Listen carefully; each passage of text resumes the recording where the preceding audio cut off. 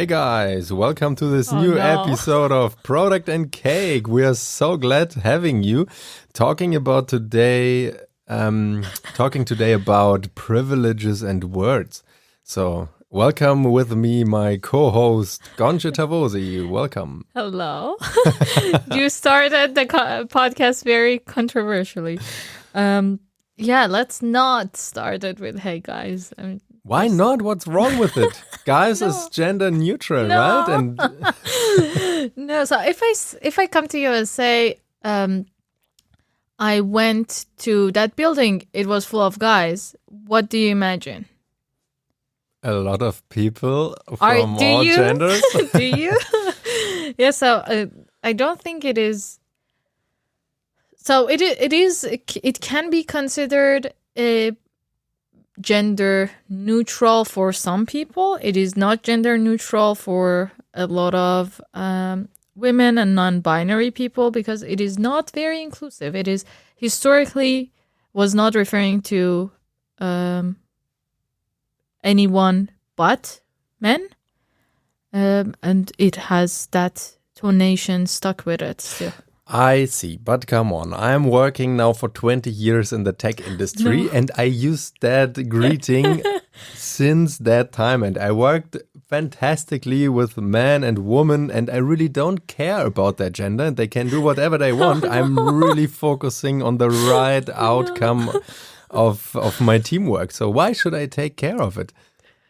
Did you ask your colleagues that were not men how they felt about this? They felt great. They said nothing, so I assume they feel super comfortable. Yeah, but saying nothing does not mean that they felt comfortable and they were okay with it. But if they don't feel well, they can go, right? I mean, why should I care about it? Oh, no, Paul.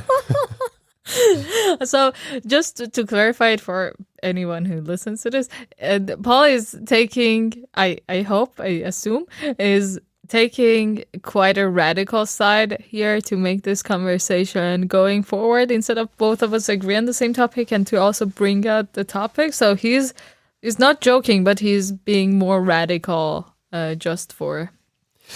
It's not his actual beliefs. No, it's not my belief. And I am father of 3 girls and I am from Germany. And in German language, we have this thing that...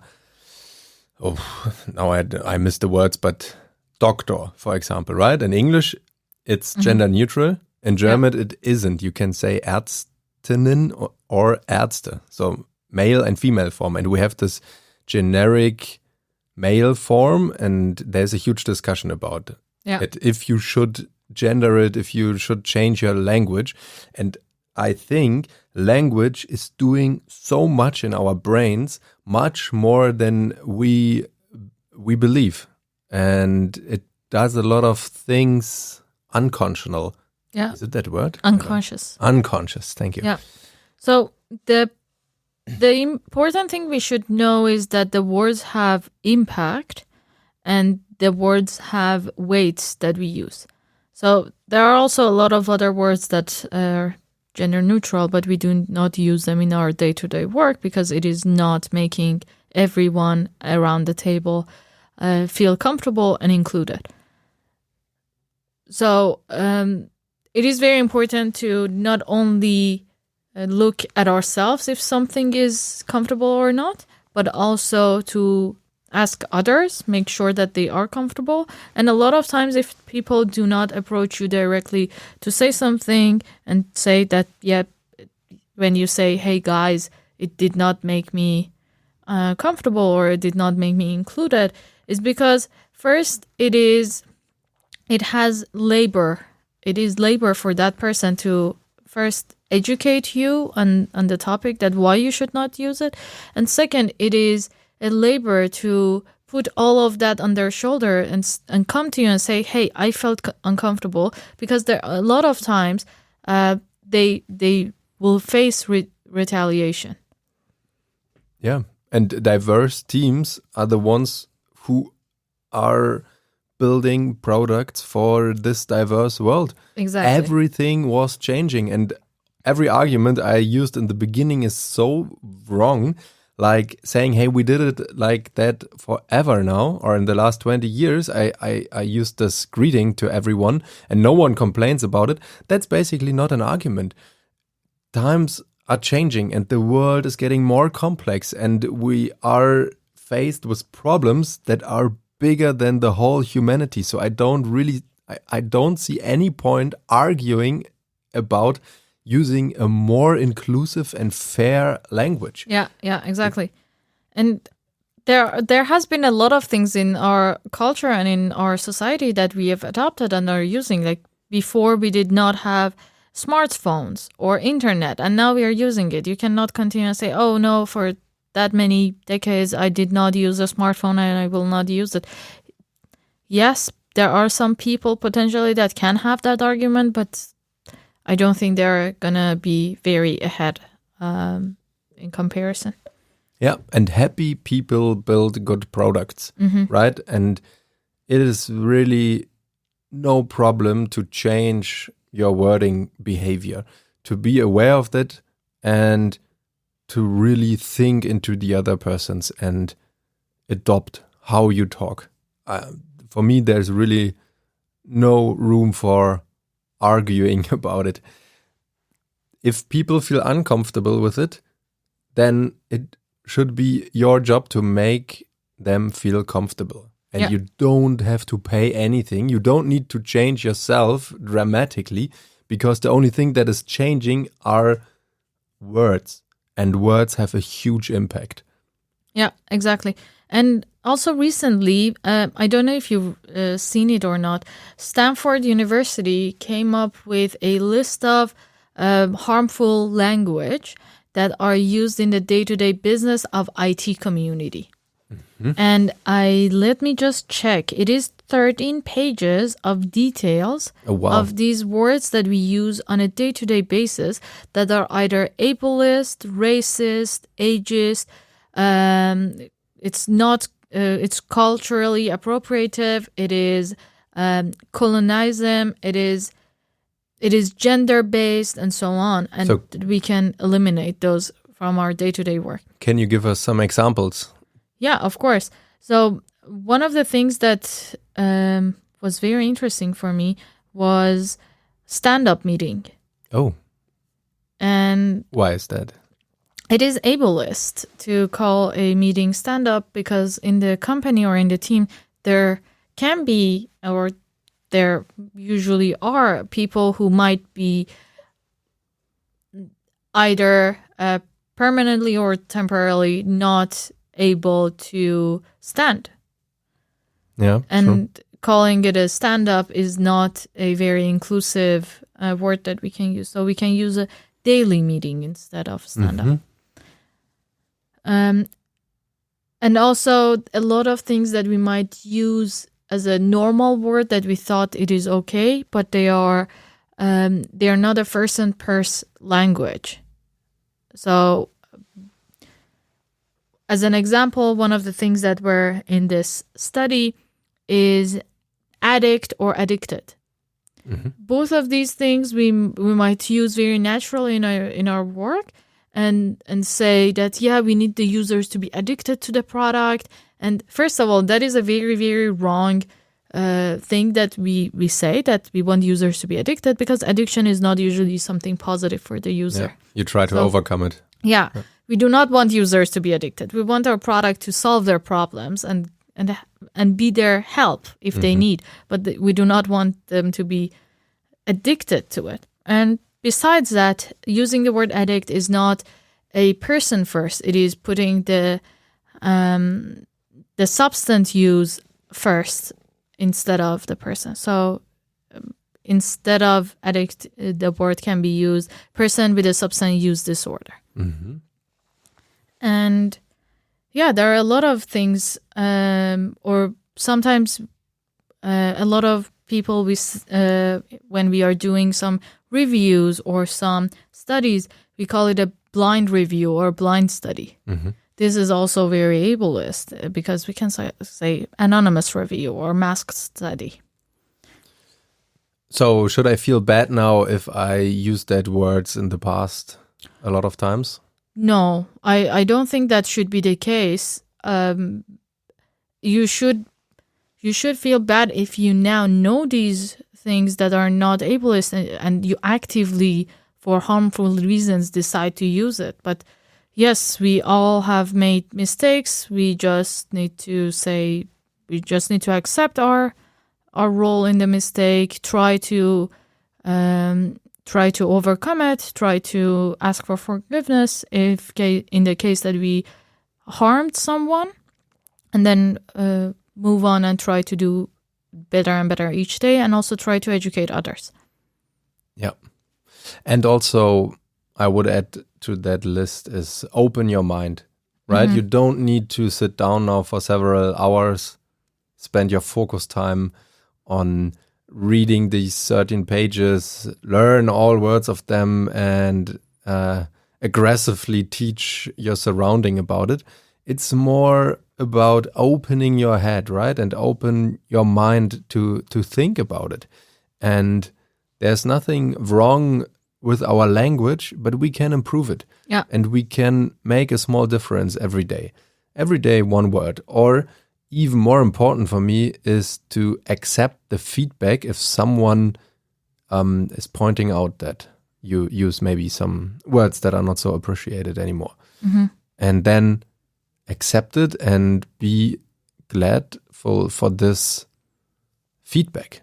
Yeah. Because it could be very hard for some people to give that feedback to you. And if you say, come on, don't be so, I don't know the right word.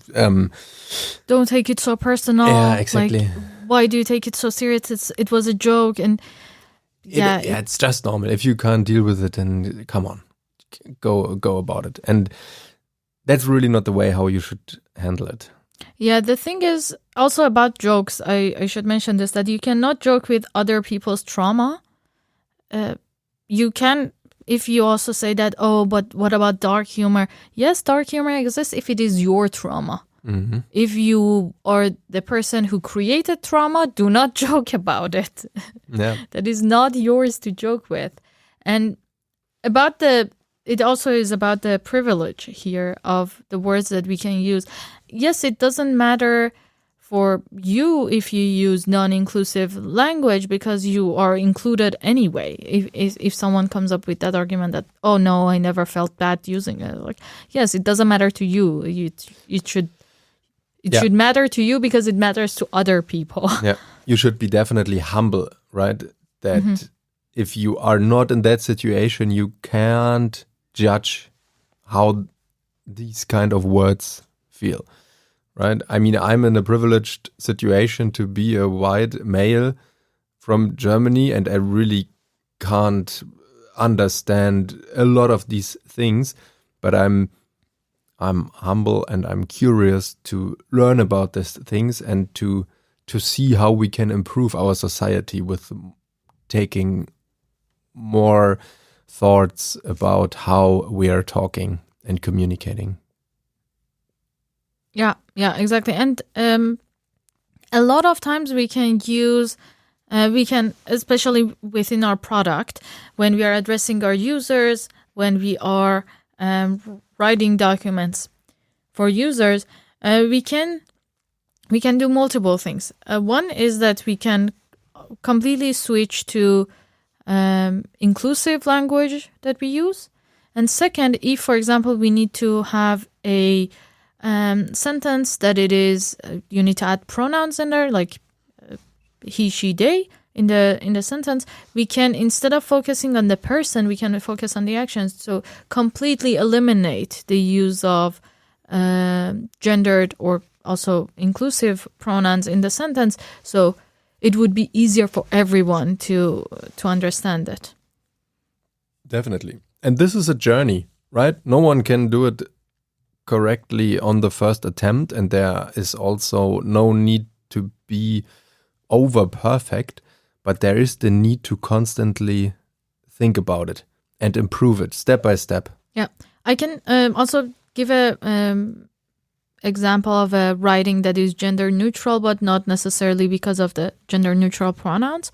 So a sentence that was written, he/she should always focus on his/her client's issues can be written in a format of course, like they should always focus on their client's issues, but also it can be changed into a sentence that data scientists should always focus on the client's issues. Like instead of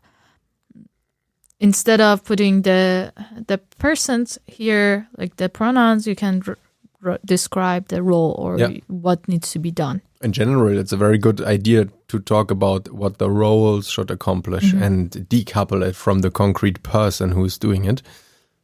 Exactly. That should be maybe another topic for one of the next episodes. Yeah.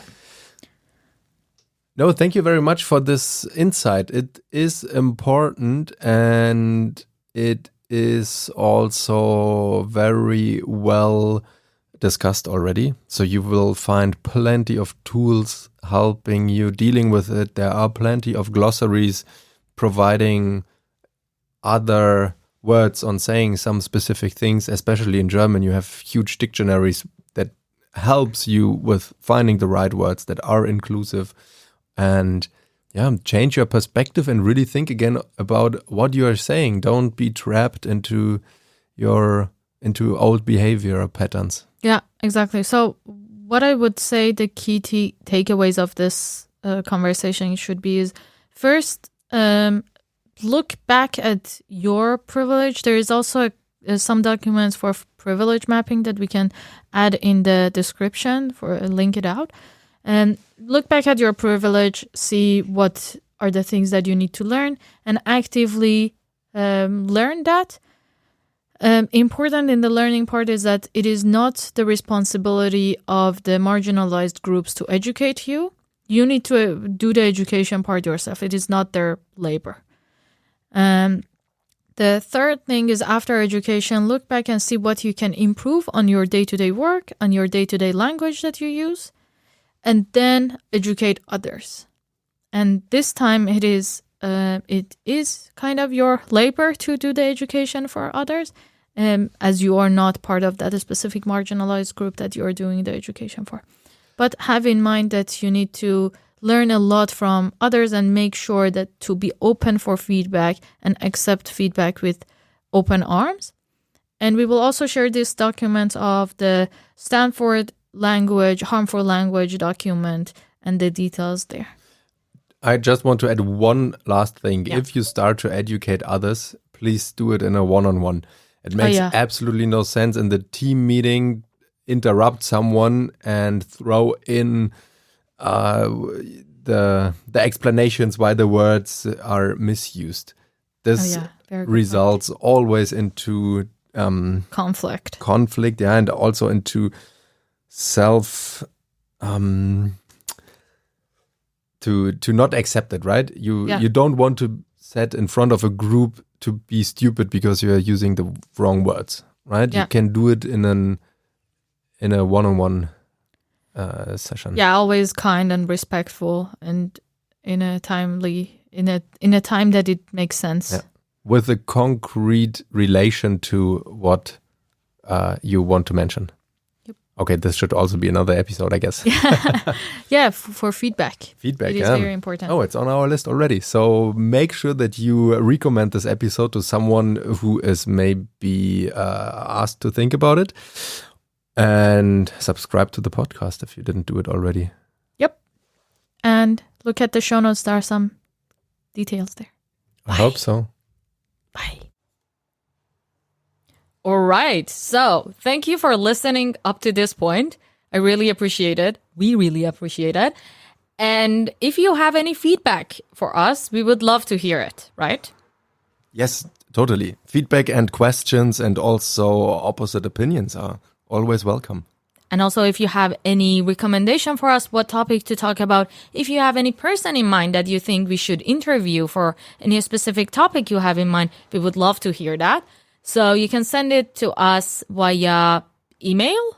Yeah, sure. Or via social media networks. You will find us, I guess. Yes, there will be some info of how to contact us in the description. Yeah. Look for it. Or send it via snail mail to mobile.de office and write CO Product and Cake Podcast. So a lot of people will know about the podcast then. That's a good point. Let's do it. Thank you.